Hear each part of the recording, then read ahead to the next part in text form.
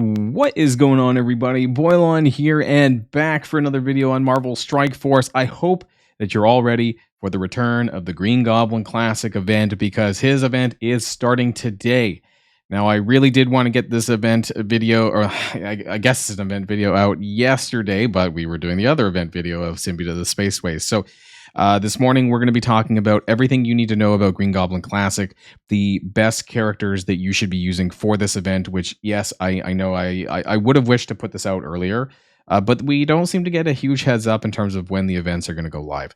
So my apologies there. I wish Scopely would kind of tell us more than like a 2 or 3 day turnaround, but it is what it is, right? So in this video, you'll learn all of the best characters that you should be using for this event. I'm going to talk about my reasonings for that. And we have a brand new infographic as well, which might be relevant for you guys looking at the other trials as well. So this is going to include Black Cat, Nova, and Green Goblin Classic on the infographic, which is with the help of Captain King, who is the person who has helped me in previous infographics related to the Scourge events and things like that. He's back to the game. He's back to Marvel Strike Force, and he's helping me with that. So thank you to him. And without further ado, no, that was my old saying. If you're ready to go, let's boil this down.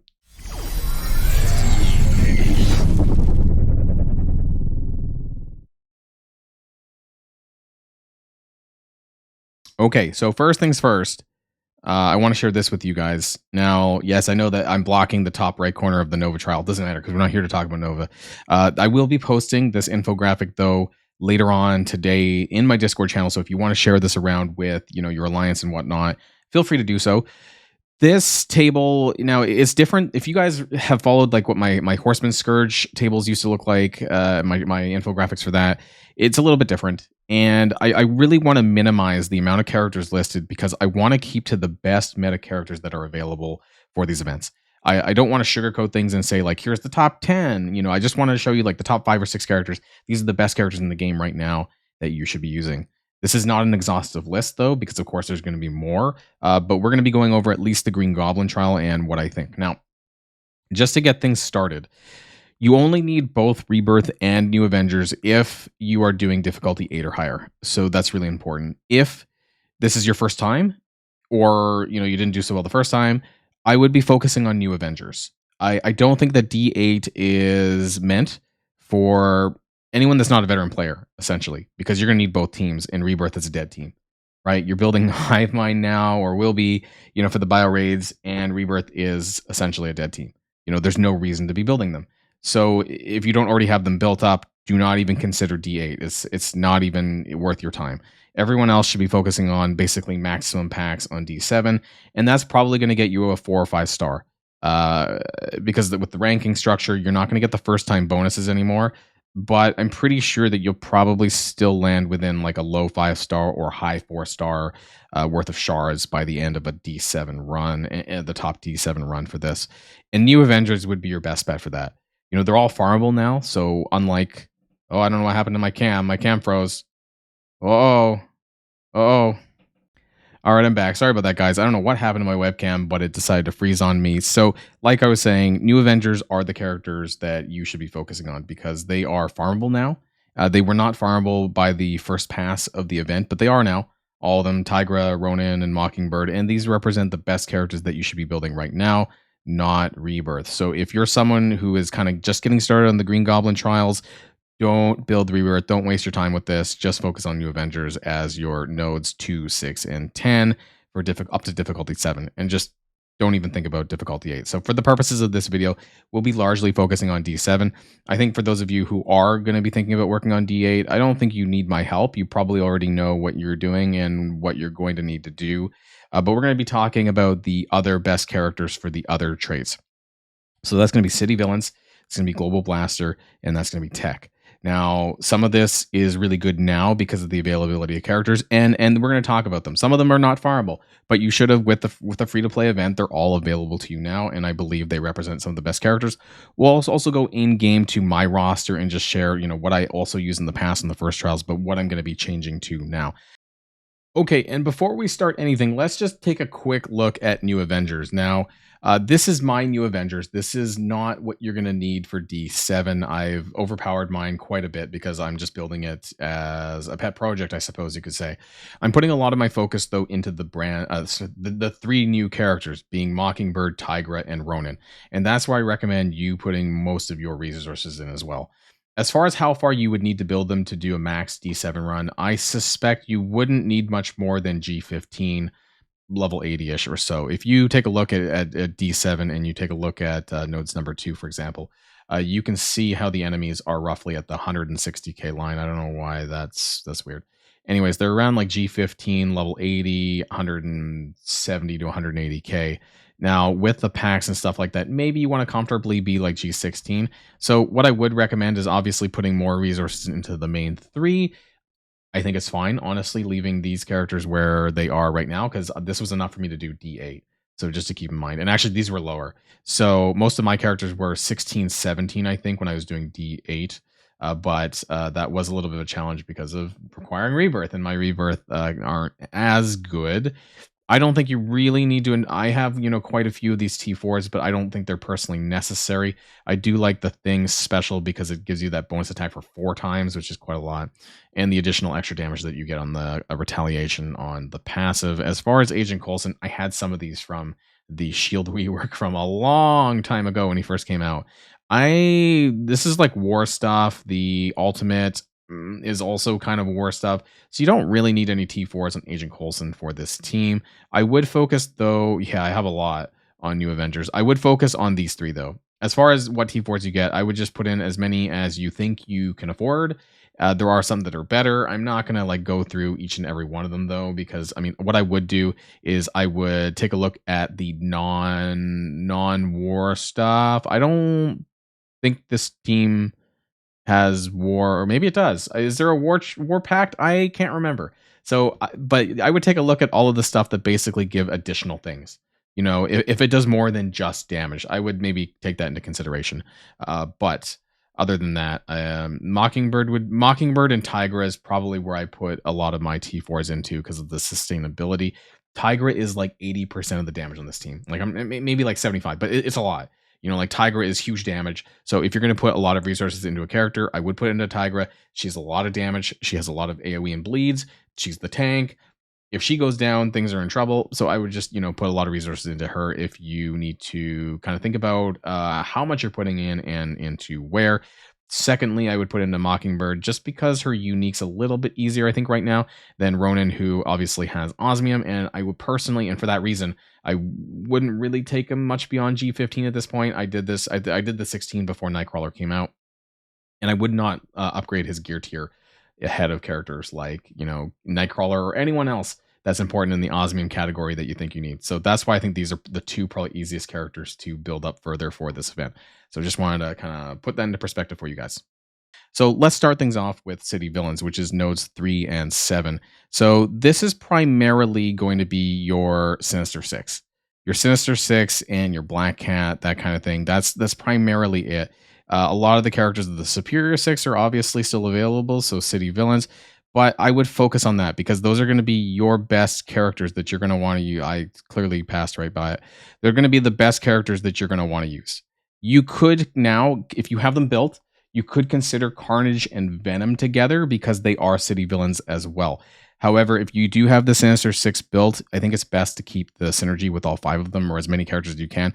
You may, depending on how high your City Villains or your Sinister Six are built, you might not even need to use Black Cat because Black Cat doesn't really have any additional synergy. She's a great, solo character, but you may not necessarily need to use her. So if you're someone who already has Green Goblin unlocked, and that's going to be really helpful because he's an amazing character. Green Goblin Classic and the Sinister Six team is just truly, truly amazing. And I realize I'm on the wrong scene, so let's get back to this one anyways. So the characters that I was using for this, Doc Ock, and then once you unlock Green Goblin Classic, if you have the gold and resources to put into him, I would upgrade him. Screw Race to the Top that's going on right now. It's worth upgrading this character because he's amazing and you're going to get tons of value out of him. Beyond that, Doc Ock, Green Goblin Classic, Kraven the Hunter, great character. Vulture, absolutely. Vulture is an insane character. His rework was amazing. I really love Mysterio as well, but otherwise you have your options of Lizard, maybe you have upgraded Spider Slayer. I personally don't. So I would largely focus on your Sinister Six, where possible. Those should be your main characters. If you need to fill in at all, you can fill in with Black Cat, of course, or Carnage and Venom if you have them. But I don't know if I don't think that they're going to be better, just the two of them, compared to having like a full team of Sinister Six. The synergy with them is just going to be really amazing. I think that Kraven absolutely should be there too. It should be like a third spot. Vulture should absolutely be there. And so you're basically talking about Mysterio, Black Cat, Lizard, one of those other characters to fill in that last spot. And you'll be gravy, honestly. Like I did D8 and it was no problem. They're really amazing. And if you're using Green Goblin Classic, even better. If you're not using Green Goblin Classic, obviously you kind of like need to unlock him first. So what I would recommend is doing like a D5, 6 run to get him unlocked for 3-star and then build him up and then put him in. If you don't want to do that, just use Black Cat and then just use Doc Ock and try to get 2 Superior 6. Because a lot of these other characters like Vulture and Mysterio, they don't activate their additional stuff unless you have 2 Superior 6 members. So if you're not using Green Goblin Classic, make sure you're using someone like Kraven or Lizard, in place of them. So just wanted to let people know about that. Moving on to the next one, we have Global Blaster. Now, some new additions to this one is Sunspot. I did not post this infographic previously, but I had Sunfire on here previously because that's who I used in the first iteration. But now that we have Sunspot available, we now have 3 Extreme X-Men on this team, which is insane because Extreme X-Men are really good right now and I recommend building them. So you're going to have Sunspot who's going to really build up extra damage for this team and it's going to be very, very good. So something that I personally recommend, let's move over to Global Blaster here. I can actually find it because I know where they are. It's towards the top. So I'll tell you the characters that I used in the first event, which is not what I'm going to be using in the second event, but I did use characters like Sunfire because of the synergy with Gambit. But now my Sunfire is he's just kind of weak, right? Like he's just kind of power crept at this point. I also did use Archangel. There is some other characters like Phantom X available here, but I'll tell you what you probably should be using. Honestly, use as many Extreme X-Men as you can, including Gambit, Cyclops, Sunspot. Archangel probably would still be in there because he's really good at the turn bar rewind. And then I would probably use Darkhawk personally. I would try and build him up a little bit higher depending on where you have him at. He's obviously part of that Pegasus team, which is actually pretty good outside of raids as well. So you're not going to go wrong by, putting additional resources into him. Beyond that, you could use Ultron. I just wanted to include some additional characters. But outside of that, a lot of the characters that I have upgraded are kind of falling out of the meta. And so it's not recommended for like newer mid-game players. Characters like Deathlock and Winter Soldier and Phantom X and Sunfire, you might have them upgraded because of the Apocalypse Trials, or you might not have got there yet. Union Jack, part of the Invaders, but Invaders are falling off and they're going to be the next team to come out and be replaced. So these are not characters that I would personally recommend. You might have a decent Agent Venom, but he's like only damage. I don't think I might have used him. I don't know if I used him in my first trial or not. And then Bucky Barnes, I can't believe I have him at one. I pulled that random 1 diamond, and he's not someone that I'd personally recommend standalone. There is some additional choice, but realistically, at the end of the day, the top ones are going to be Archangel, Gambit, Cyclops, Sunspot, and then choose your 5th character, basically, at this point. Sunspot is just going to be truly amazing with those characters because of his ability with his charges and giving so much goddamn damage to all the other characters. So both Cyclops and Gambit. 25% damage for the team, and then additional, down here. And if he has 5 or more charges, 25%. So what I personally recommend doing in this instance, charge them up. So node number 1 has no traits. If you're able to go in here, take the Extreme X-Men as a team. Use the full team if you can, because you're going to be able to build charges for Cyclops and Sunspot through node 1. Put Forge in there, so they're obviously you're going to have some sustainability, so they're not going to die. And then Forge can just power up everyone, give them more charges, and give Cyclops 10 more charges as well. So you could be going into the first Global Blaster node, with like fully charged Cyclops, and you just like lets it rip. And that's what I recommend you doing, because this team is going to be insane. You're going to build up Sunspot's charges, and it's going to carry over into that node 4 when we get there. So that's going to be really, really good, and it's just going to snowball from there. You should be no problem doing node number 9 as well. So this trial came around before Extreme X-Men. I think now it's going to be significantly easier. And actually, the Global Blaster section was quite challenging because of this section. So keep that in mind. Now, finally, we have the tech section. I don't think this is going to be that hard. I believe that Pegasus was available when the first round came about, but people have had more time to, get some more shards on them, build them up more, things like that. It's going to be your best bet. And I realize that I mentioned Darkhawk as part of the blaster section, so it's your choice. If you can't keep him alive, choose somebody else. But Pegasus is all part of tech. And it's not even just that. Like, you have tons of options. Like, you can use the Pegasus team as well, but there's some standalone tech choices as well. You could use Darkhawk if you want. You could use Vulture. Heck, a lot of the a lot of the Sinister Six are tech. Darkhawk, Vulture, Mysterio, Green Goblin Classic. So very much, there's so many options, right? I just say Pegasus because it's not largely overlapping with the other lanes in case you have some difficulty there. The city villain does have an Apocalypse in one of the nodes, so I don't want you to burn your health or your cooldown in the tech section when you don't need to with those characters. Other characters that are specifically to tech, though, would be characters like Kang, characters like Doctor Doom. Those would be the other two main ones that I would personally recommend outside of Pegasus. But that's only if you really need to fill it in or if you screw up somewhere and you need some additional characters.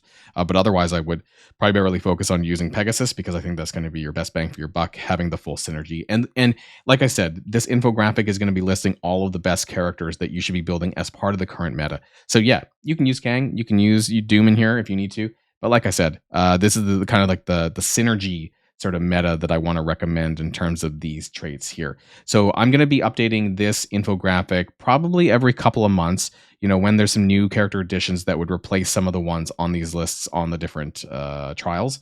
And this is going to be on my Discord channel for you guys to share. Like I said, it's not an exhaustive list of characters. It does not contain them all, but these contain some of the best, basically the best characters that you want to build in this existing meta for these events. Really hope that this was helpful. Let me know if I missed anything in the comments down below. Otherwise, good luck on the Green Goblin trials, everyone, and get as many shards as you possibly can because Sinister Six and Superior is absolutely amazing. That's the end of this video, and until next time, stay safe and healthy, and I'll see you all later. Boilon signing out.